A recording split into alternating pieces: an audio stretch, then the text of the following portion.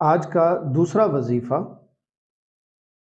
یہ بھی کسی بھی حاجت کے لیے ہے، اور یہ پورے محرم الحرام میں جب آپ ایزی ہوں اس کو پڑھ سکتے ہیں۔ کوشش کیجئے کہ اللہ رب العزت اگر موقع دے تو اللہ کی رضا کی نیت سے بھی اس کو پڑھا جا سکتا ہے۔ ضروری نہیں کہ فقط آپ دنیوی حاجات کے لیے ہی ان کلمات خیر کو پڑھیں، بلکہ اللہ رب العزت کی رضا کے لیے بھی ان کلمات کو پڑھا جا سکتا ہے۔ تو کسی بھی ممکنہ حاجت کے لیے 1200 مرتبہ بعد از نماز عشاء یہ آپ نے پڑھنا ہے۔ یہ لکھا ہوا بھی آ جائے گا آپ کی اسکرین کے سامنے، اور یہ ہے جو کلمات ہیں میں پڑھ دیتا ہوں تاکہ پڑھنے میں غلطی نہ ہو۔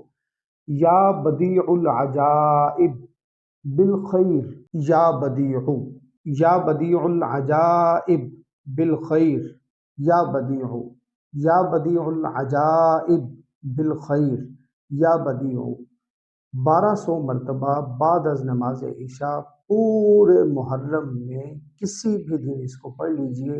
اس کے بعد اللہ کے حضور دعا کیجئے، انشاءاللہ اللہ رب العزت جو بھی ممکنہ حاجت ہے اس کو پورا کر دے گا۔